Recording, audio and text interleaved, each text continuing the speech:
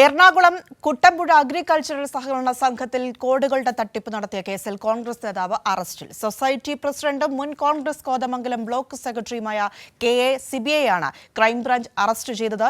കോടതിയിൽ ഹാജരാക്കി റിമാൻഡ് ചെയ്ത സിബിയെ വിശദമായി ചോദ്യം ചെയ്യുന്നതിന് വേണ്ടി ക്രൈംബ്രാഞ്ച് കസ്റ്റഡിയിൽ വാങ്ങി. സംഭവത്തിൽ കൂടുതൽ പേർക്ക് പങ്കുള്ളതായി വിവരം.